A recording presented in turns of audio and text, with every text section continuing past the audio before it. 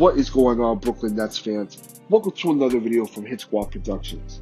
And in this video, we're going to go over some Brooklyn Nets news and rumors, as well as my thoughts on this team post-Wizards loss. Now, I'm going to be real with y'all.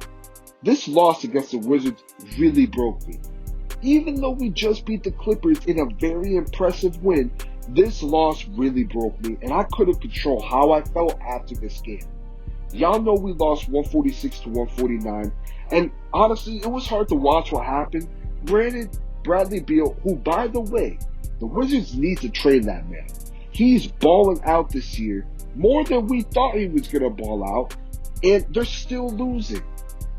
Bradley Beal deserves to be traded and deserves to go ball out on a team that is going to go chase a ring. Even when John Wall was there, they did no favors for either of them. The biggest favor they did for John Wall in his career was to trade him to the Houston Rockets.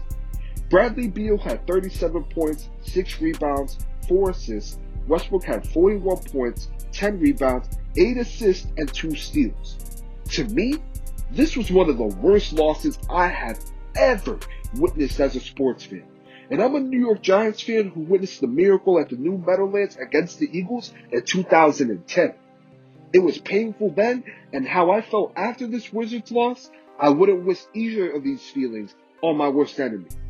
Now, I gotta say this much. TLC has to go. He isn't helping this team at all, and every time he comes onto the court, my heart starts to race. And I got a weak-ass heart. I can't do this shit. You can't miss a wide-open layup to win this game. You fucking can't. He doesn't play like a contender. He plays like someone who wasn't ready for that next step. You need to get him off of this team. Now, I will say this much. The Nets also didn't deserve to win this game either.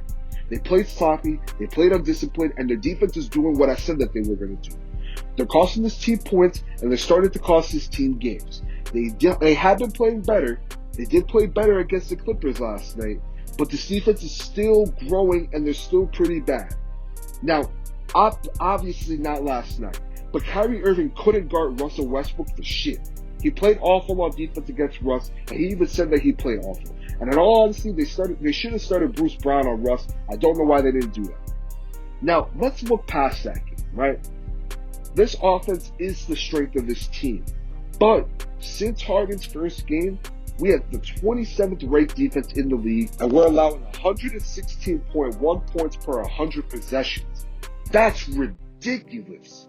That's insane. Think about that. That's insane. You can't have that. Now, I will say this much. I liked how the Nets shared the ball against the Clippers, and I love that James Harden is taking on this facilitator role. We've seen him lead the league in scoring, and we know what he can do. Now, again, when you have 3 ball-dominant number ones, someone is going to have to take less for the system to work, and it seems that James Harden is falling into that role. Now, he is leading the league in assists right now, which is very impressive, but in order for this system to work, we need to make sure that all of these players can get the ball. We have to spread the ball around. And honestly, that's really going to help out our defense if you ask me. Now, Kevin Durant is the heartbeat of this team. It doesn't matter if Harden and Kyrie, are on the floor. This team just plays better with KD on the court. I think people also underestimate how hard it is, not only physically, but just mentally it is to come back from such a serious injury that KD came back from. Now, he has been playing back fast, he's been playing harder, he's been playing smarter, and honestly, I know a lot of people thought he'd be around 85, maybe 90%. I think he's around 90% if you're asking me, or at least he's starting to aim towards 90%. KD is looking like comeback player of the year. One would make the argument he could be if he at least keeps this up and the MVP discussion. I wouldn't necessarily go that far, but definitely in the comeback player of the year discussion. Now, in terms of Kyrie, I've been vocal on how I feel about Kyrie. I think he's a key part to this offense. He's an explosive player, and he can take over games like he did last night. Now, I have no doubt Uncle Drew will come ready week in and week out, and I fully support him on and off the court. Kyrie's been a difference maker on this offense, but I will say this much. Defensively, he needs to be better. Now, I'm not asking him to go be no Giannis on defense, but he needs to improve in that aspect, and we saw that against Russ when we played the Wizards. Now, look, I know Brooklyn Nets fans are upset we haven't gotten Drummond or McGee, but you guys gotta also realize that these players are under contract. The Nets just can't go out there and sign them. Once the buyout market hits, if they're bought out, then we could go off. Then we could go offer them a contract and eventually sign them. Now, in regards to the buyout negotiations start a week after the trade deadline passes. I also don't think it would be primarily smart for Drummond to be traded right now, just due to how much he's making. I'd say just wait to see if he's bought out, and if he is bought out, we could try to sign him to a more cost-effective deal. Now, the Nets, in my opinion, need to go get a center. Who?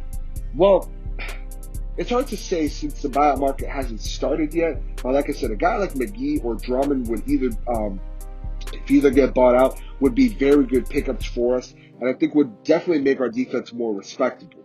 Now, we went and got Iman Sharper. Actually, since the last time he played in the NBA was with the Nets, he played 13 games off the bench with the team last season before he was waived. He averaged 4.2 points and 2.6 rebounds.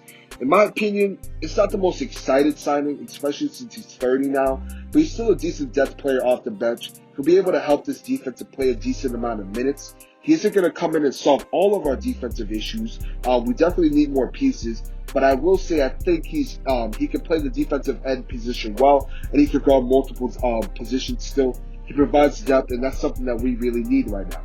There's obvious defensive concerns, but what I think we need is scoring off the bench. Our bench has really struggled to put points on the board. I still expect the Nets to pursue JaVale McGee, and I'll be more comfortable if we could get him on the roster. And I think if we can get him at that point, our defense would be somewhat respectable, like I said. But until then, we're still going to have an issue on the defense. Now, you're hearing some rumors the Nets are potentially trading for JJ Reddick. Honestly, I like the idea of that. I doubt we had to give up much to get him. It's also worth noting that it was reported that JJ Reddick did not participate. That was by the coach's decision the other night. So to me, it shows you how they feel about it and honestly how they're using him. I think it would be pretty decent, and I think that it would be a very good pickup for the Nets. And I'd rather Reddick coming off the bench than TLC, if you're asking me.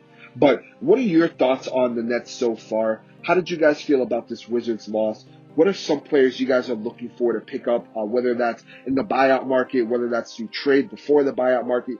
Let us know your thoughts below. If you're new to the channel, hit the subscribe button, leave a like below, follow us on Twitter. The link will be in the description. We'll see you guys in the next video. Take it easy.